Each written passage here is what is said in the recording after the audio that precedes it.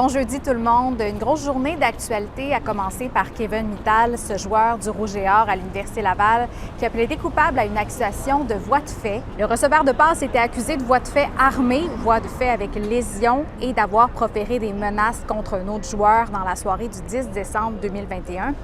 Finalement, 2 chefs d'accusation ont été retirés pour en faire une seule accusation de voie de fait à laquelle Kevin Mittal a plaidé coupable.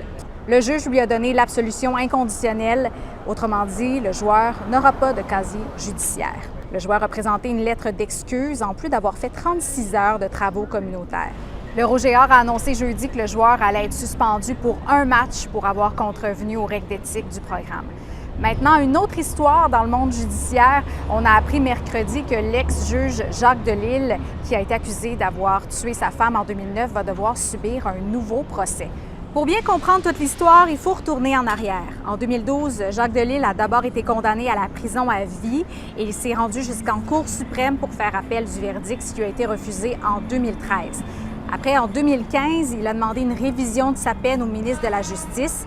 En 2021, le ministre de la Justice a ordonné la tenue d'un nouveau procès parce qu'il avait des motifs raisonnables de croire qu'une erreur judiciaire s'était produite en raison de la perte d'une preuve dans le dossier. Et en 2022, Jacques Delisle a demandé et obtenu un arrêt des procédures puisque le juge dans l'affaire a estimé que la perte de la preuve l'avait privé du droit à une défense pleine et entière.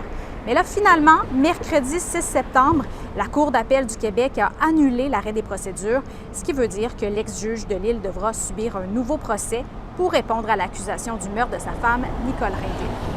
Je termine ce vidéojournal en vous parlant d'or avec mon collègue qui se trouve en Beauce. Philippe, qu'est-ce qui se passe de ce côté-là? Aujourd'hui, je te parle d'exploration minière, particulièrement d'or. On est à Beauceville avec l'entreprise Champ d'Or en Beauce. Aujourd'hui, c'est une opération de forage. Donc, on travaille ici une entreprise de l'Abitibi qui vient forer sous terre à un endroit qui avait déjà été localisé par l'entreprise où potentiellement pourrait se trouver de l'or. On parle de l'index Grondin. La grande question, c'est est-ce qu'il y a de l'or ou non? Et la seule façon de le savoir, c'est avec le forage. Donc, des carottes vont être recueillies du sol, elles seront analysées et on pourra déterminer à ce moment-là s'il y a de l'or ici, dans la région de Beauceville, Saint-Simon-les-Mines.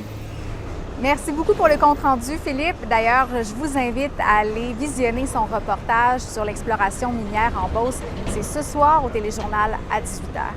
Bon jeudi tout le monde!